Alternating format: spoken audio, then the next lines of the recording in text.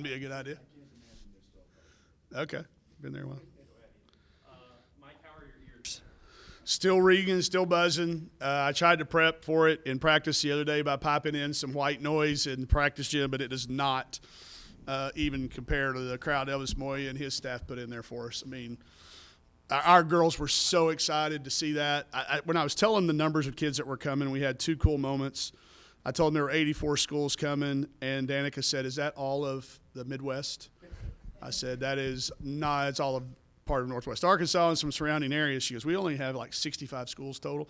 So to see that and then for them to show up, I thought it got us off to an amazing start. Got into a little foul trouble, but, yeah, the crowd was amazing. The volunteers that come out to watch it. I stand up in my office and I watch it happen, and it is unbelievable to watch those buses come in and the volunteers take them in and take them out and organize them. You know, it makes for one of the funnest days of our year for us. Yeah. Will you talk about Kiki Smith, what she did for you today? Got us going when we got in foul trouble. Had some kind of funky lineups that we don't really work on in practice a lot. She's explosive. When I felt like they were using their best on-ball defender on Izzy, we felt like we could just move Izzy to the corner and let Kiki go. She's played a lot of different positions. She's a confident player.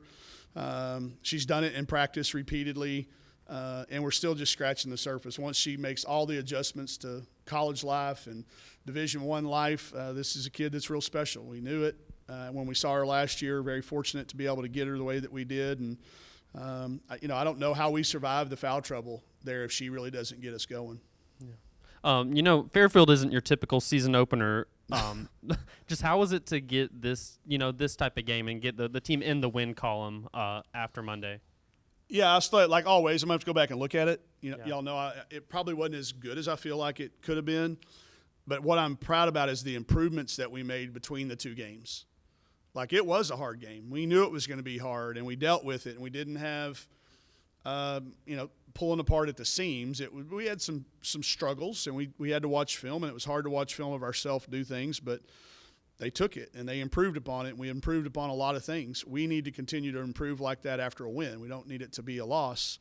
And I'm going to be really judging this team real hard for the first 6 or 7 weeks on how much we improve between games. So we'll go home, get a little earlier start on it with the 10:30 tip, but I feel like I'm going to probably be a little bit more pleased than we were the other night. And not just with Kiki, but you had 4 players hit double figures in scoring. Just speak on the versatility of your offense, just to have that. Yeah, and, Jenna done their double-double. That's back-to-back. We've been a while since we have back-to-back double-double kids. So, we're still not there. 16 turnovers is too high for a team that really wasn't trying to take it from us. That's still some playbook issues. A lot of that's my fault for probably having too much in too early. But as we start to strip away, which is what we kind of did in the second half, we just went to one action and played out of it. I think the kids were more comfortable. So we'll coach better and get more comfortable with the playbook. I think we will make more shots as a result. But I love the balance of 26 free throws, 24 threes. That makes that 33 at 2 attempts. We threw it inside to the post quite a bit tonight. And I thought there was good balance. But I don't like the turnovers because I didn't feel like some of those were the aggressive types. They were more of the I don't know what to do next types, so we got to clean that up. You mentioned, obviously, the turnovers there. I think there was a period early in the second quarter that you guys had 6 and A&M or East Texas A&M. Sorry, yeah. We're all fall, yeah. Yeah. Went on an 8-0 run to cut it to single digits. Just what did you see in that period of the game, and how did you kind of adjust from that? That was when we had that foul trouble, and it was like we look up, and I'm looking at my play card, and we haven't probably run any of those actions with that particular lineup that was on the floor. So what could we do to get through it? I think that did lead to some hesitancy and probably some turnovers. But I learned with that group, just kind of let them play a little bit. Give them one thing, execute out of that, and they'll be better than trying to run a bunch of actions. So, but I felt like we survived the foul trouble when Vera got her third just on a hustle play. A very valuable teaching moment for her. Her first foul was 93 feet away from the rim. And we talk about – we chart that. Distance of fouls from our rim. Like, we've got to get back and defend from our opponent's rim. So it's a really good example for her that foul was what meant she had 3 instead of just 2. So lots and lots of teaching moments. But, yeah, that little stretch. And I think Commerce got confident, and they had a little swagger about them. So, I think we took a timeout in that little spot there. We were tired as well, I think. And I'm just now starting to learn what this team can handle in 2 days of prep and what they can handle in the day before a game. We'll get all that lined out here in the next couple of weeks. And then just with Kiki, how have you seen her kind of adjust to Division I life? And obviously it comes to the basketball's been she's getting there. I mean, it's a big jump. It's a really, really big jump for anybody. She's handled it with a lot of maturity and poise. She's very coachable. But you have to be careful because whatever you tell her, she's going to do. So we have to be really smart in telling her to do the right things. And I think as her basketball continues to be like this, like I said, she shot herself out of a perfect night. She heat checked herself at the Fuller just gave me this at the 6-minute marker. She was headed toward a perfect night. Has a little bit of a heat check. But I think as her confidence grows, you're going to see the kid that we all had a chance to see for, at the JUCO level last year. Coach, you've harped a lot this offseason about defense. What do you think of your defense today, only allowing 30% for the Lions to shoot tonight? Yeah, well, Coach Todd's still going to be mad just because there were too many breakdowns. I think it's getting there, but he's going to, every possession there's going to be something that we could probably pick out and still improve upon. I think the number of shots, we can't survive giving up 89 shots. Like, I know they played fast, but, y'all, when we play ORU, that's going to be a half-time score. Like, they play uber fast. So I think that's going to be an area we'll focus on is, how can we keep from having to defend so many field goal opportunities. But I think he will be a little bit more pleased after he watches the film than he was in live time. I thought there were some moments where our effort was really, really good. They are very, very coachable. They are very locked in on what we're trying to do defensively. They take it to heart when they come out and they've made a mistake. A lot of times we're not even having to point them out. They're making them to themselves. And this group right now, especially that rotation that we've been playing, and I thought Carly Johnson came in and gave us some really valuable minutes too when we got just her experience and her scrap, 6 rebounds in 14 minutes when we were having a little bit of problem in that area. So I think it was still good. He may have a different opinion when I talk to him after lunch. And also kind of, you talked about it already. Jenna had a double-double, and Izzy had 18, 19 points. What does it mean for two kids from Arkansas to have that performance in front of, 10,000 other kids who are growing up just like them? Yeah, we talk a lot about our international flavor, and we forget that it's about 50. It's half and half, and those two kids, they want to be Razorbacks, and that's still – like this crowd, that's still the good part about college athletics. We read about too many of the negative stories. If that transfer portal wasn't there, Izzy Higginbottom wouldn't get to be able to live out her dream as her senior year, and Jenna might not have, been able to play this close to home and have so many fans. So I'm proud it's those two guys that are, and they've been so welcoming. Not only are they two of our leaders, if you'll notice, they go out as we don't really name captains, but they do go out with the officials before the game, welcoming all these kids, to our town, to our university. They've been over the top with their families. So it's a cool thing to see. You've had, I guess, 30-something practices, Yep. the exhibition games, the game at Fairfield. How important is it with a young team and really a team? A lot of it's away from home, to have some success and to have some good feeling going into a weekend, to help them out for the next week? Immeasurable. And not just them. Go ahead and throw coaches and staff in there, too. We haven't had a win in a while. We've been living for a bunch of calendar days not having had a win.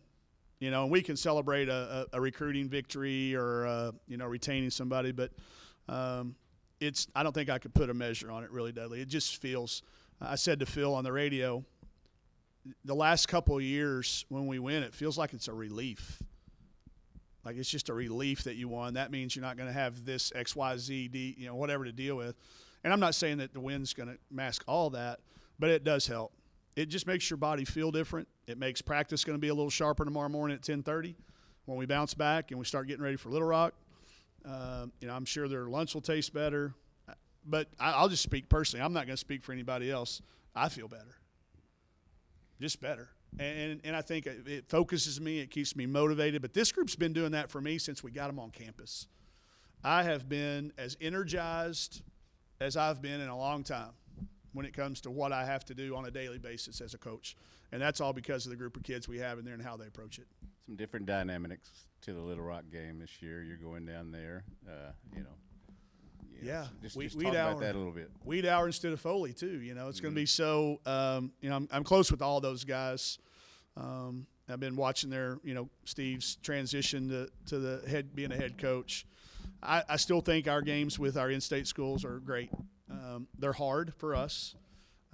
It will not be an easy game. He will have their team ready to play. I'm sure they will. They're coming off a big win. I don't know if they play again between now and then. I'll have to look. I'm sure they'll be jacked up. They'll have a great home crowd.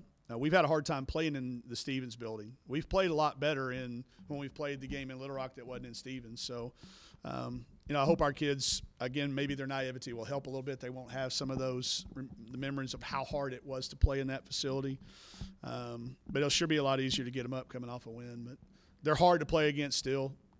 Steve's he's obviously taken what he's, seen with Coach Foley for years and put his own stamp on things. But it's still that, man, it's a grind on offense and on defense. They're so hard to score on, and they're so hard to keep from scoring. They make you work. So our recovery is going to be important. I'm glad we play early, and I'm glad we play late. They scored a lot of points the other day. Yeah. So they playing faster with him. Yeah, a little bit. Yeah, and I think I don't know for sure. It was a non-Division I opponent that might have had, and not NCAA opponent. That might have had something to do with it, Grant. But I think when Steve went to be the high school coach and was a head coach, they played a little faster. So I don't know how much of that will translate.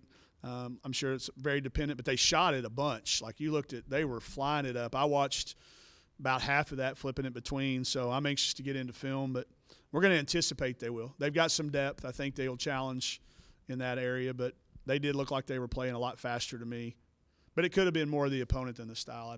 I'm not positive. They kind of kept it within 10 to 15 points there for a while, and in the start of the fourth quarter, Izzy she kind of exploded real quick. How big was that for her and for the team to get that start to the fourth quarter and kind of put it away then? Yeah, I think it ballooned up. We got up 26 or so there with a little bit to play. It allowed us to rest a couple of kids, get a couple of kids out. Vera didn't end up fouling out, which was good.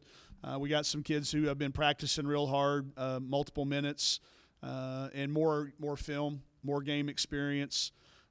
And just to pull away, that's a confidence thing. We knew they would not go away. I've known Coach King for a long time as a player and as a coach, and you knew that there was not going to be any stopping them. So I was proud that we got some lineups in there that we needed to get some film on, some things they can improve on, because we're going to need some depth as the year goes along and things happen.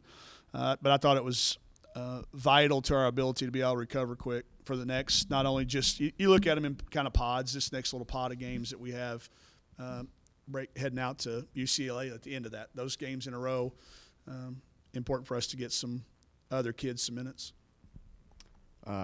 Just looking at, I guess, the box score, you gave up 15 offensive rebounds. Is that something that's a concern right now, or how Yes. do you kind of like 100%. look to improve on that? Yeah, 100%. You got to clean that up.